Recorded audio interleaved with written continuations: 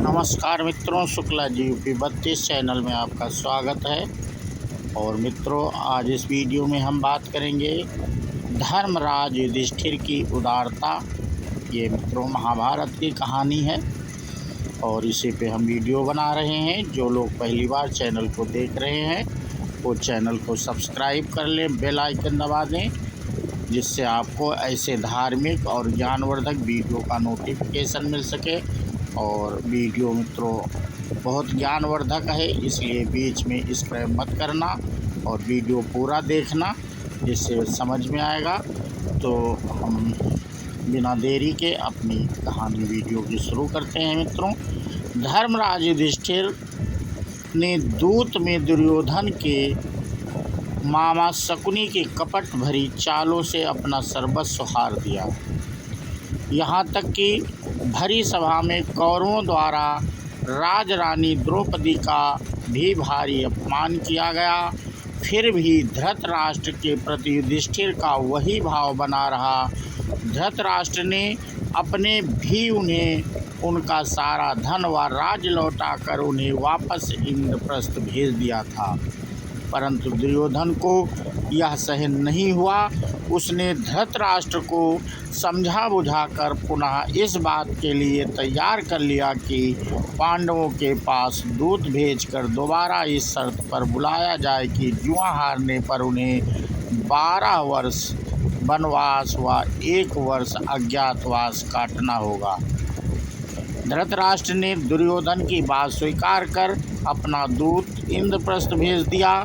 युधिष्ठिर जुए का दुष्परिणाम एक बार देख चुके थे तथा कौरवों की नीयत का भी उन्हें पता चल गया था, परंतु फिर भी वे अपने ताऊ जी की आज्ञा को टाल ना सके और निमंत्रण स्वीकार कर लिया।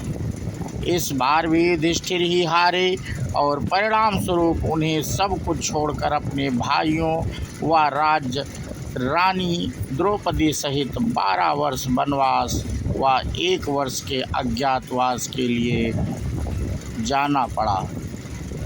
हस्तिनापुर की प्रजा को बड़ा दुख हुआ। सब लोग कौरवों को कोसने लगे और नगरवासी बहुत बड़ी संख्या में घर परिवार को छोड़कर इनके साथ चलने के लिए इनके पीछे हो लिए।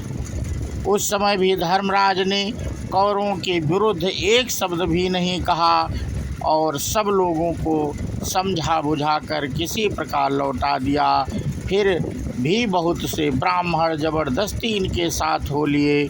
उस समय धर्मराज को चिंता हुई, इतने ब्राह्मण मेरे साथ चल रहे हैं, इनके भोजन की व्यवस्था कैसे होगी। इन्हें अपने कष्टों की तनिक भी परवाह नहीं थी, परंतु ये दूसरे को जरा भी कष्ट में नहीं देख सकते थे। अंत में इन्होंने भगवान सूर्य की आराधना कर उनसे एक ऐसा पात्र प्राप्त किया जिसमें पकाया गया थोड़ा सा भोजन अक्षय हो जाता था। उसी पात्र से ये वन में रहते हुए भी अतिथि ब्राह्मणों को भोजन कराने के उपरांत स्वयं भोजन करते थे। वन के कष्ट भोगते हुए भी इन्होंने अतिथि धर्म का यथोचित पालन किया। महाराज युधिष्ठिर के इसी धर्म प्रेम से आकर्षित होकर बड़े बड़े महर्षि इनके वनवास के समय इनके पास आकर रहते और यज्ञादि नाना प्रकार के धर्मानुष्ठान करते थे। महाराज युधिष्ठिर अजात शत्रु के नाम से प्रसिद्ध थे। उनका वास्तव में किसी के साथ बैर नहीं था। शत्रुओं के प्रति भी उनके हृदय में सदा सद्भाव ही रहता था। शत्रु भी उनकी दृष्टि से में सेवा व सहानुभूति के ही पात्र थे। अपकार करने वाले का भी उपकार करना यही संत का सबसे बड़ा लक्षण है। एक बार की बात है, जब पांडव दैत्यवन में थे, घोष यात्रा के बहाने राजा दुर्योधन अपने मंत्रियों, भाइयों, रनिवास की स्त्रियां तथा बहुत बड़ी सेना लेकर वनवासी पांडवों को अपने वैभव को जलाने के पापपूर्ण उद्देश्य से उस वन में पहुंचा तथा जल क्रीड़ा के विचार से वह सरोवर के तट पर पहुंचा, जहां महाराज युधिष्ठिर की कुटी बनाकर रहते थे। सरोवर को गंधर्वों ने पहले से ही घेर रखा था। उनके साथ दुर्योधन की मुठभेड़ हो गई। दोनों तरफ से बड़ा भीषण एवं रोमांचकारी युद्ध छिड़ गया। विजय गंधर्वों की हुई। उन लोगों ने रानियों सहित दुर्योधन को कैद कर लिया।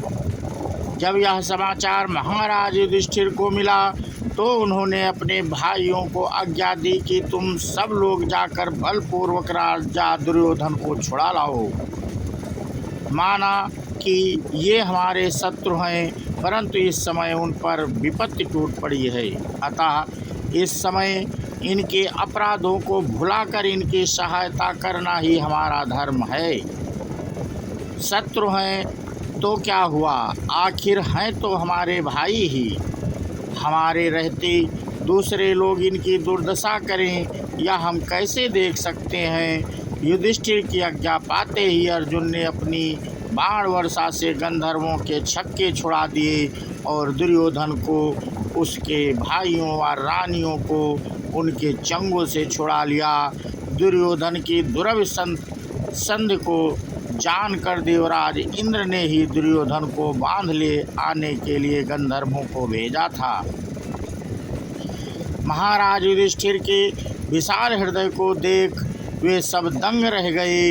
इसी प्रकार एक बार की बात है, द्रौपदी को आश्रम में अकेला छोड़कर पांडव वन में चले गए थे। पीछे से दुर्योधन का बहनोई सिंधराज जयद्रथ उधर से गुजरा। द्रौपदी के अनुपम रूप लावण्य को देखकर उसका मन बिगड़ गया। उसने द्रौपदी के सामने अपना पापपूर्ण प्रस्ताव रखा था, किंतु द्रौपदी ने उसे तिरस्कार कर पूर्वक ठुकरा दिया। क्रोध में तपते जयद्रथ ने द्रौपदी को खींचकर जबरदस्ती अपने रथ पर बैठा लिया।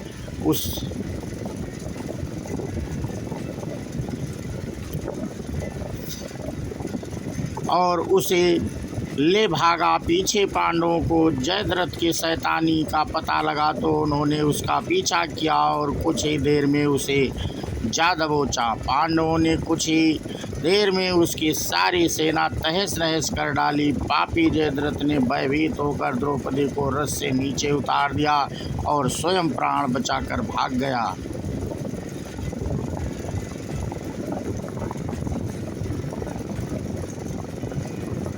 तो मित्रों, इस प्रकार हम आज आपको धर्मराज युधिष्ठिर की उदारता के बारे में मित्रों हम इस वीडियो में आपसे जानकारी साझा कर रहे थे। धर्मराज युधिष्ठिर इतने उदार और सत्यवादी थे कि स्वयं इसीलिए उनको लोग धर्मराज कहते थे। और इसी के साथ हम अपना वीडियो मित्रों हम समाप्त करते हैं और एक जयकारा लगाते हैं कृष्ण भगवान का। बोलो श्री कृष्ण भगवान की जय हो। राधे राधे। जय हिंद, जय भारत, वंदे मातरम।